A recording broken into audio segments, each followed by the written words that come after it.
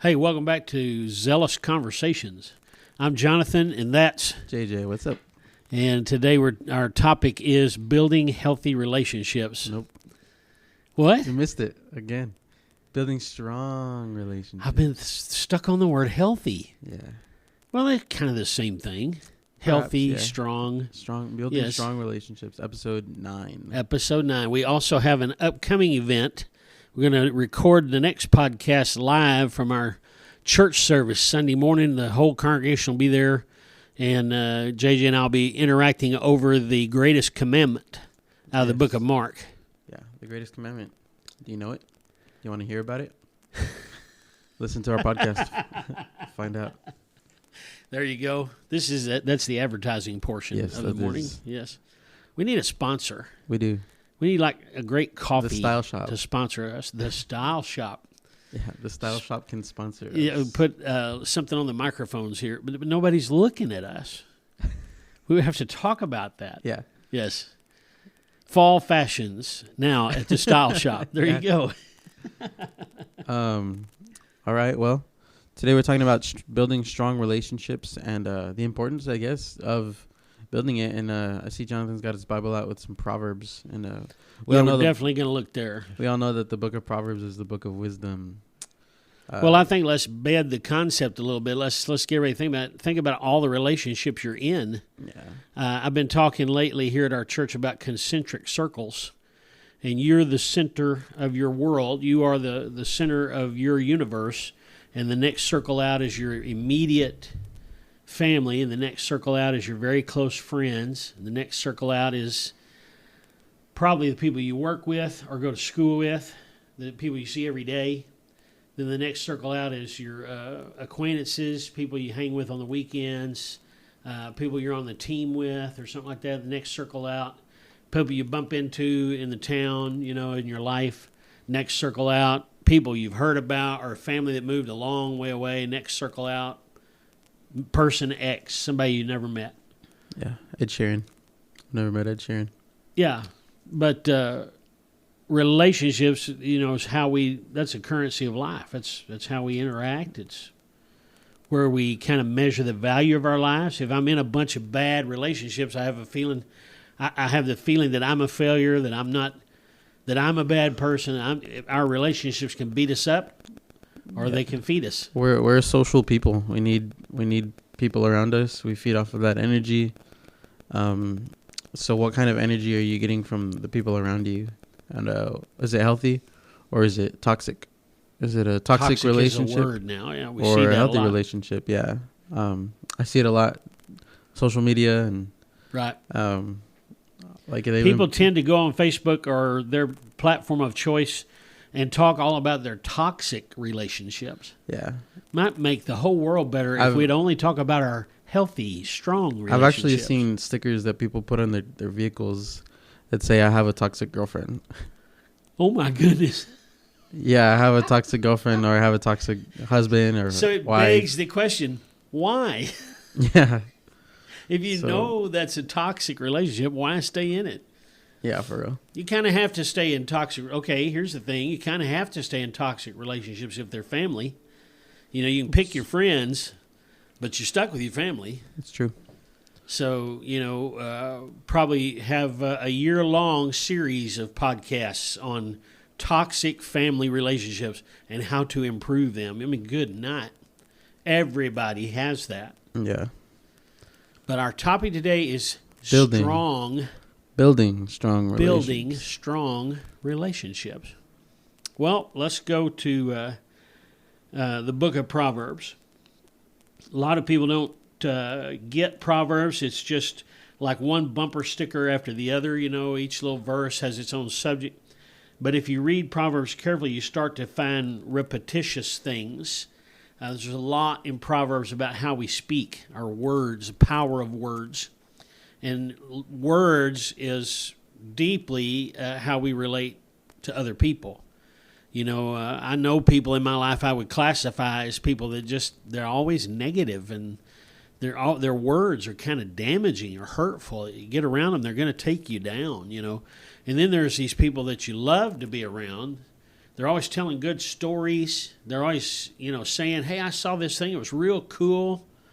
And it kind of builds you up. So the power of words in Proverbs, if you're having difficulty in relationships, use Proverbs to evaluate your words. Wise words are like deep waters. Fools' words get them into constant quarrels. The mouths of fools are their ruin. They trap themselves with their lips. The tongue can bring death or life. Those who love to talk will reap the consequences. So the tongue, there's stuff in here about corruption, corrupt people, and loyal people. That loyalty makes anyone beautiful. If I want to be a good friend, if I want to be around good people, have good relationships, I need to be loyal to them. Yeah. I think one thing you said that caught my attention was fools' words get them into quarrels. Do your friends get into fights a lot? Do you get into fights a lot? Are you the fool with the words? I know a lot of people from high school. It happened a lot in high school. My friends would get into some fights because they say the wrong things or they gossip about others, and so hears it, and now there's a fight in the hallway.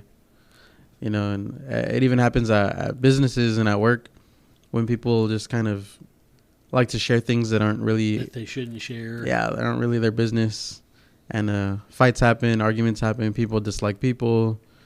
So the fool's words will get them into fights, into quarrels. Maybe our words send the signal to the people around us, and we're not even aware of it.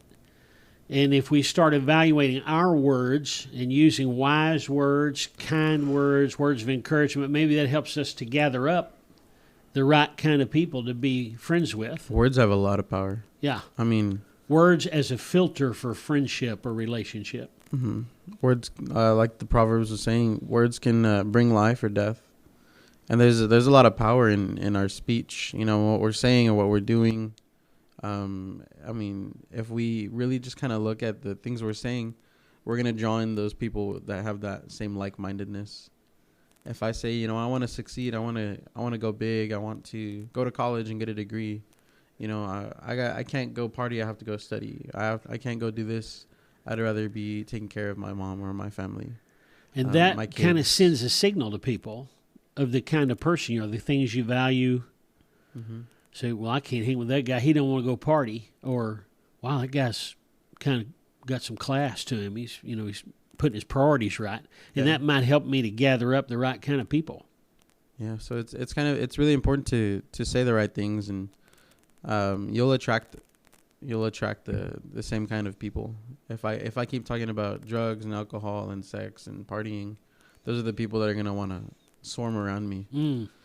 If I talk about the Lord and how He's blessed me and changed my life, and the hardships I've gone through and how He's pulled me out of them, those are the people that are going through those things are going to want what you have, and they're going to want to hang around you and see what that joy is, and mm-hmm. how you got that. And building strong relationships, a lot of it has to do with what you're saying. A lot of it has to do with your speech, the way you speak to others. Even out in like public, you might be speaking to a friend whom you've known for so long, but the person down the aisle of Walmart is listening to you the way you speak. Mm-hmm. And you just don't know, or maybe even in the next aisle. I've heard some crazy conversations from the people in the next aisle. You're an eavesdropper. Yeah. You're a private detective. Let's go to another place in Scripture. Wisdom of Proverbs, words, loyalty, that sort of thing. Philippians 2:3, do nothing out of selfish ambition or vain conceit. Rather, in humility, consider others better than yourselves. Mm-hmm. People don't want to be around a braggadocious, vain, everything's about me. The whole world is mine, and you're just window dressing. You're just kind of decoration in my world because I'm the greatest, I'm the baddest. It's my world, and you're living in it. Yeah. That's going to repel people. We call those the MC. The MC. What is it? The main character. The main character. That's right. This is you educating me about the language of the day. Yes. The MCs. The Gen Z slang. Yeah, the MC, the main character who thinks they're the one that are, this whole movie called Life is about them, and they're the ones that drive on the shoulder to pass the line. They're the ones that cut in front of you. Yes. They're the ones that are so oblivious to everything around them. Those are the MCs, we call them. Yeah, they're the only ones in the world that have problems. And if they're having a problem, it's the thing of the day. Yeah. Yeah. If I'm having a problem, you're having a problem. That's really what it is. Now, how hard is it to be friends with that person? Oh, man. It's draining. It's draining. It repels people. Yeah. So Philippians would say, serve others, put others in a place higher than yourself. That's loyalty, service, consideration, affection. There's all kinds of things we can do to speak into the relationships of our lives. Yeah. To get a friend, be a friend, kind of a thing. Mm-hmm. Yeah, I think of Gabe and Karen here in the church who just really are just great friends. They smile all the time. They're, asking how you doing, can I pray for you, even offer to watch our baby, and it's just like, wow, cool. That's the ultimate sacrifice. Yeah. And just the way they conduct themselves and the way they hold themselves together and pray for us, and their words. I mean, I can see that God has given them wisdom through their words and the way they speak love into my marriage and care and all that. And that's the kind of friend that we ought to be to others, loving and caring and seeking the well-being of those around us. So to build a strong relationship, do more than just surface level relationships. Try to be more than just, hey, how you doing? And that's it. Hey, how's your mom doing? Is she getting better from, her illness? Or, how's the family doing? Become more thorough, be more in depth. Stop being so surface level. It's like when you run into someone at HEB, hey, how are you? Their immediate response is, good, how are you? And then that's it. But well, how are you what really? I hear you saying, too, look, we're trying to boil things down, make little things people can take away. It's time. It's time/awareness. Mm-hmm. If I want to have strong relationships with people, I need to do my part of that. My part is to give other people my time and to be aware of other people. You say, I just heard something about them. They really having a hard time. I'm going to call them up, or I'm going to send them a little text, say, hey, I'm thinking about you. I'm praying for you this morning. Be aware of other people's needs. Nobody wants to be around you if you're the only, if you're the MC. But if you'll let them be the MC today, make them feel like they're the most important, you're going to be the kind of person everybody wants to be around. Yeah, exactly. Time and awareness. Yeah. So just really investing. Another thing about relationships that a guy like me gets a lot is, people give power to people.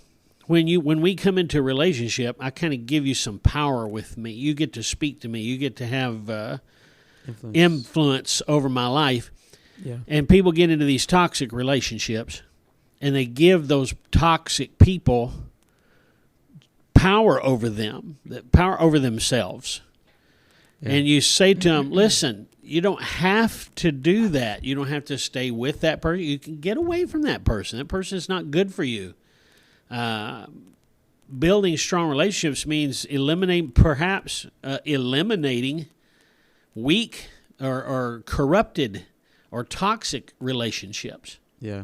What does a toxic relationship look like? Like how would it influence, somebody? It'll cause them stress. It'll cause them anxiety. Right. It'll make them feel insecure about their decisions. If that person has so much grasp over you, that person's going to try to, the good friend is going to try to please the toxic friend. Right. And in that relationship, there's always kind of the one that's trying to compensate and make it better. But that toxic person will make us do things that we didn't want to do and go places we don't want to go. And, Exactly. And why don't we let them do that? If they're not your immediate family, then shuck them. Put them down like a hot potato. I don't need you in my life anymore. Exactly. We give power to these people. Mm-hmm. And, in extreme cases, in terrible cases, that turns into abuse, which is the most toxic relationship of all. Yeah. Hopefully it doesn't get to that point. You don't let it. But it's important to kind of prune yourself from the toxic relationships around you. Yeah, maybe don't cut them off completely. It might be somebody you really do care for. You didn't know them a long time. Yeah. They've kind of turned demanding, toxic, disingenuous. Okay. You have the suspicion they're talking about you behind your back. And so you just put a little distance. You don't go over there every day anymore. Go over there once a week. I can't talk right now. I'm doing something else. You just start putting a little distance in there. Yeah, that's good. Sometimes though, you might need to just, absolutely. This isn't working. Sometimes you just have to cut them off. The complexity of relationships. Golly, where I am with him, where I am with her, where I am with him, where I am with her. Well, right now with him, I'm really tight. We're having good times. Right now with her, it's not real great. Right now, I need to cut that off. My goodness, these judgments, we're making these every day in our lives. Mm-hmm. So building strong relationships, staying loyal, staying honest, being serving others. We just recorded a podcast on that. Just how can you serve that person next to you? Keep confidences. If somebody tells you something, don't go blab it everywhere else, Yeah, nobody likes to gossip. Right. And find those people in your life who are that way themselves. Yeah.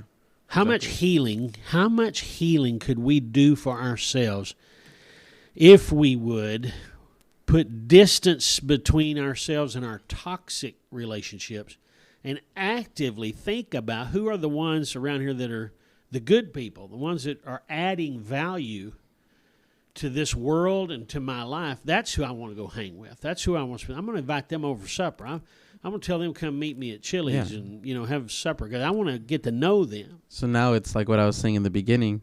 Those who are speaking in that way they're going to attract those who are going to gravitate towards those kind of people. Yeah, that's exactly that. Speech has a lot to do with who you want to hang around or who wants to hang around you. That's often the first impression you get from people is the way they speak, the way they conduct themselves, how they're treating others. It occurs to me, as we're probably getting close on time, I don't know, Ephesians 5 and 6, anytime you talk about relationships, you got to talk about family stuff. How was it with you and your dad? How was it with you and your mom? How is it with your wife and you? Is your best friend... Are you all on the outs? You having a big fight right now, or are things close? But family is in Ephesians 5 and 6 has a lot. I'm just kind of looking at it and reminded again how much it speaks into relationships. Find people to follow as examples. Don't let immorality, impurity, greed, obscene stories be amongst you. Don't be with the impure or the immoral or the greedy person. Don't be fooled. Don't participate in the things those people do, but instead determine what pleases the Lord. Be careful how you live. Live as a wise person. Submit to one another out of reverence for Christ. That can be in every relationship in our life. I'm not supposed to come in and be your boss all the time. I'm supposed to come in under and say, hey, how can I help you today? What can I add to your life? And then he turns toward wives and husbands, children and parents. Wives, submit to your husbands. Husbands, love your wives sacrificially. The thing about most marriages is the man isn't doing his job and the wife isn't doing her job. They're kind of backwards. The wife starts trying to run the show, and the wife and the man starts disrespecting the woman, and if hey, you two sit down, wife, respect your husband, love your wife. If you'll just start doing those things, we can do some healing in this marriage. Yeah, we in my premarital counseling, we call that the crazy cycle. The crazy cycle. Yeah. Well, you didn't. Let's sit here and name some people we know who are married and rate them on the crazy cycle. You didn't. I didn't feel loved by you today. Right. So that caused me to disrespect you, and because I feel disrespected, now I don't love you. Yes. Well, you don't love me, so You're I on don't a need cycle, to respect you. And it goes down. If you don't respect me, then I'll find someone else to love who will respect me. Yeah. And it's a circle. As long as I don't feel loved, you won't feel respected. Yeah. As long as you don't feel respected, I won't feel loved. How do you reset it? Yeah. As a husband and wife, the greatest thing you can do for your marriage is to pray together every day. Hold hands and pray to God. You pray, and then He prays. He prays, then you pray.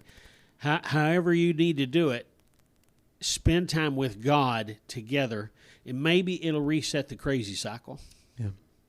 Well, building strong relationships. Just got to keep saying it because it's so important. Impacts everybody we know. A study that we looked at not too long ago said that relationships are what help us live longer. Very tragic story, true story, just happened up there in Salina, in North Texas. A house that I drive by every day is the house is actually across the street from my parents' house. We didn't see her. House started to show some wear, and nobody was moving around over there. The yard man didn't see her. Finally, the guy who checked on her all the time went in and checked, and she was in the house dead. She went home when COVID happened and never went out again. Everything could be delivered. And she stayed in that house. She did her job remotely from that house. She was all by herself, never married. She was 50. Let's see, I can tell you her age. She was 56. And she died alone. And I'm telling you, no matter what else it was, she cut herself off from people. Her brother died. Her daddy died. Her mama died. She was the only one left living in the family house. COVID happened. She's going to stay in. And she never went back. And no man is an island. We need each other. We do. Relationships are important. There's so much scripture and evidence. Yeah, that life shows experience. Think about the great people in your life and what they added to your life. We need that kind of stuff. Sure. So if you're struggling with a relationship that's, on the verge of being toxic, or you're on the other spectrum where you're trying to meet someone new and become, build that strong relationship, think about the book of Proverbs. Loyalty, honesty, humility, your words. Build those strong relationships and distance yourself from those who aren't, healthy relationships. It's absolutely essential to evaluate relationships. Yeah, it's important. So, with that being said, this is Zealous Conversations, seeing you out. Adios.